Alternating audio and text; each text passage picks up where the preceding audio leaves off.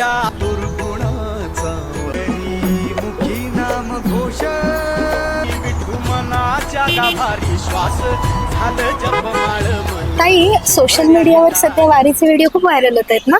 हो, पण हे सगळे फक्त सोशल मीडियासाठी जातात की खरंच त्यांच्या मनात भक्ती आहे किंवा विठ्ठला श्रद्धा आहे म्हणून सगळं? मैथिली, वारी ना सांगण्याची नाही, अनुभवण्याची गोष्ट आहे. तू कधी वारीत जाऊन बघितलंस ना की तुला कळेल की हे लोक का येतात.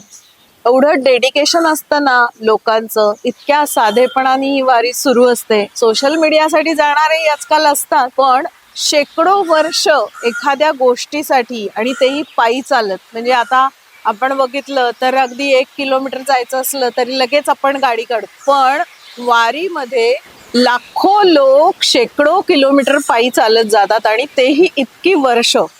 तुला माहितीये, या सगळ्यामध्ये ना स्वतःचा शोध घेण्यासाठी अनेक जण जात असतात. पण मग एवढ्या गर्दीत हे लोक स्वतःचा शोध कसं काय देतात? जेव्हा तू तुझ्या एसी खोलीतून बाहेरच्या जगात जातेस तेव्हा सगळं बदललेलं असतं. तिथल्या परिस्थितीशी तुला मिळून जुळून घ्यायला लागतं. वारीमध्ये ह्या सगळ्या गोष्टी फार नैसर्गिक पद्धतीने सुरू असतात, आणि मग आपलं पद प्रतिष्ठा सगळं घरी ठेवून त्या वारीतल्या वातावरणाशी एकरूप होतात. तिथे कोणी छोटा नसतो, कोणी मोठा नसतो, सगळे समान पातळीला येऊन एकाच गोष्टीचा विचार करत असतात. सांग, कुठल्या गोष्टीचा? पंढरपूरच्या विठोबाच्या दर्शनाचा. सगळ्यांच्या मनामध्ये तो एकच ध्यास असतो, आणि त्यामुळे एकाच गोष्टीचा एवढ्या सगळ्या लोकांनी एकाच वेळी विचार केल्याने त्यांच्या मनाची पातळी एका समान लेवलला आहे, आणि म्हणून ते सगळे स्वतःचा शोध घ्यायला सुरुवात करतात.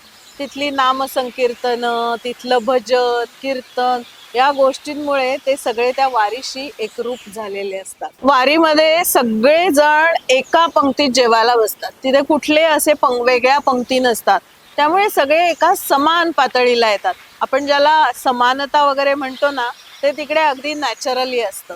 म्हणजे कॉर्पोरेटमध्ये आपण ज्याला नेटवर्किंग किंवा इक्वॅलिटी म्हणतो, ते तिथे कुठल्याही पुस्तकाशिवाय लोक जगतात. अगदी बरोबर.